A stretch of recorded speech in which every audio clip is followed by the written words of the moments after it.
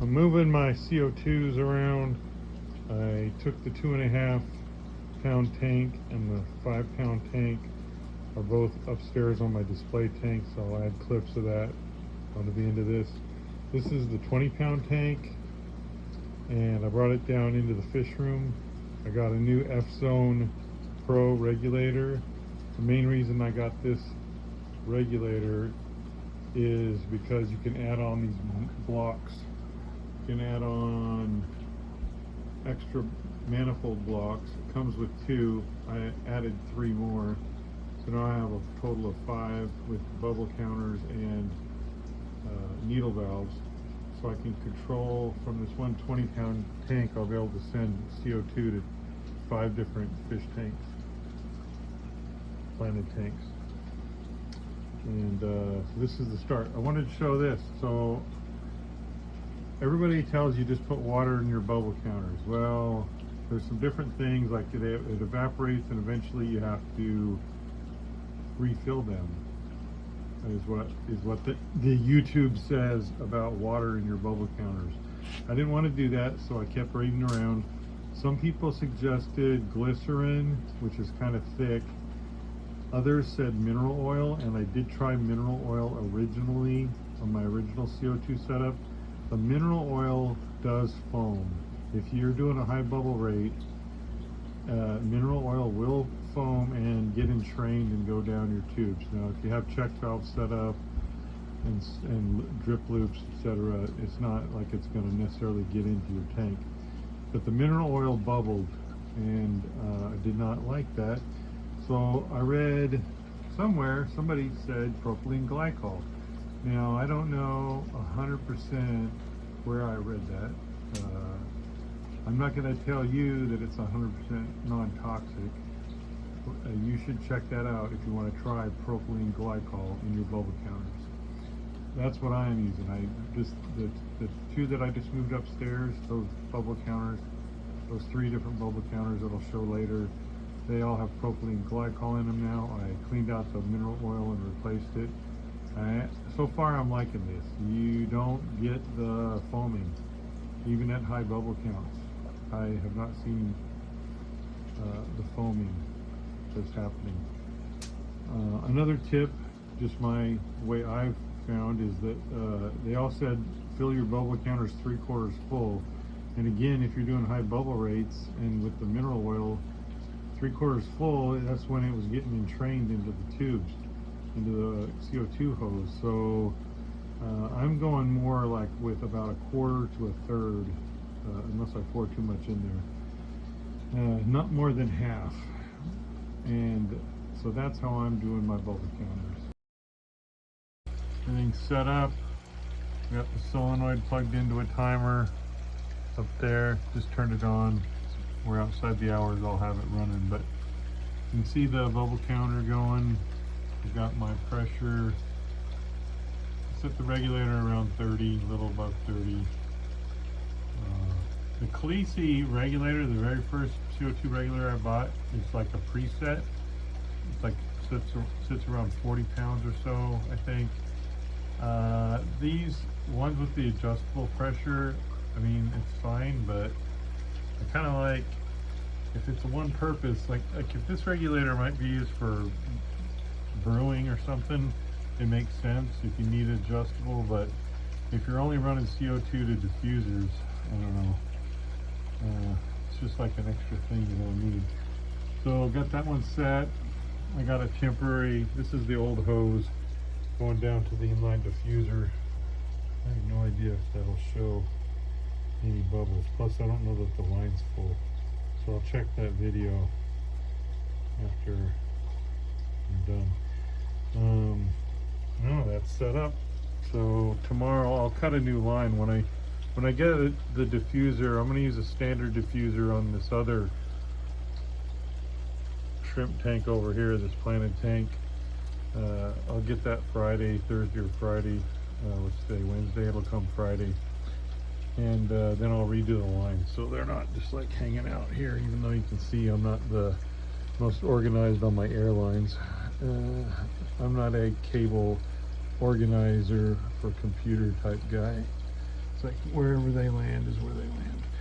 Okay, there you go. That 20 pound is set up with 5 manifolds. I'm gonna have these two 20 longs.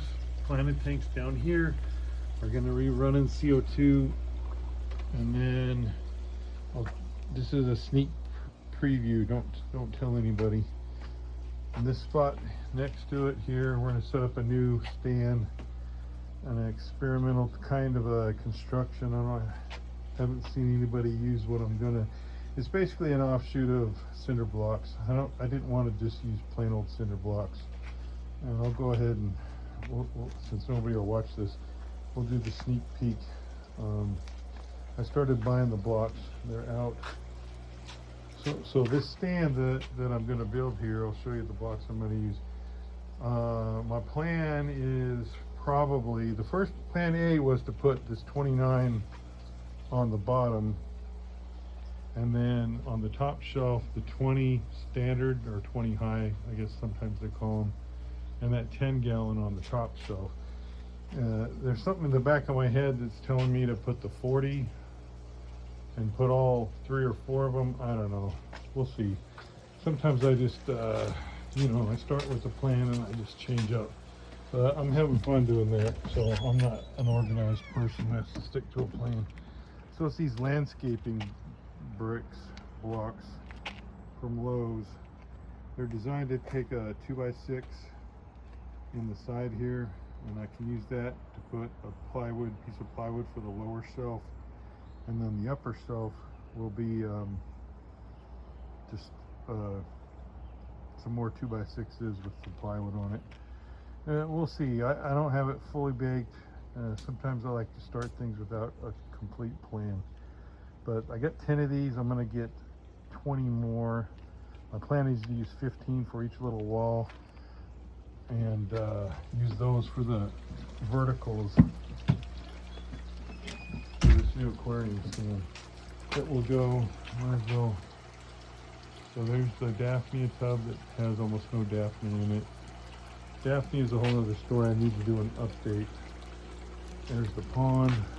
I got 2 new water hyacinths at the auction. I didn't know the water hyacinth, at least in outdoor, in a hot climate like Georgia, outdoor tubs, these things grow like weeds. Apparently they grow crazy, but in here I'm gonna have trouble. You can see the one I got back in May. It's kind of dying down, and I added some fertilizer. It might help it. Plus I turned up this light. This is the grow light I have up here, and I had turned the intensity down because it seemed to me like this cattail, and you can see the ends, how they're browning. My assumption was that they were getting burned by the high intensity of the light. I don't know. As much as I'm trying to do plants, I don't always do the best with plants. I think that's why I like the submerged plants, because I don't have to worry about any of this crap. Anyway, yeah, I'm rambling. So the CO2 set up there. I've got this Awase canister running on this breeding tank. You can see how green it is. I assume that's the green water everybody talks about, / just plain algae like I had upstairs. So I threw this UV filter in there to run on that for a few days, see if that clears up. I scraped the glass. There was no algae on the glass. I think this is green water / suspended algae. And there you go again, rambling. CO2 setup. And I will add 2 little clips of the 2.5 pound tank and the 5 pound tank, the way I have those set up upstairs on my display tank. So I'll clip those onto the end of this. Here's the 2.5 pound CO2 with this F-Zone mini regulator. It's very simple, straightforward. It only has a single gauge. And this is coming to a single standard Khaleesi diffuser. 5 pound tank has my original Khaleesi dual outlet regulator. It's got 2 bubble counters. It's got a splitter there. This is the original regulator that I first bought, and it does not have a adjustment. It's a preset. I really like this one. But I have the dual because I have a theory. I've been doing experimental stuff, right? I have a theory that on this 40-gallon long, it seemed like, and the glare is terrible, I'm not gonna show a bunch of the tank, but I have a diffuser on each end, and it seemed like the plant growth was the most on the end with the original diffuser. So I added a second diffuser, but I found that using a splitter without a separate needle valve, you don't get it, you can't really balance the flow. Maybe there's a way to do it, but it's part of the reason I switched these around. So now I have a separate line from each bubble counter, each needle valve, so that I can get each diffuser on each end of the tank to have an even amount of CO2. So that's the current setup.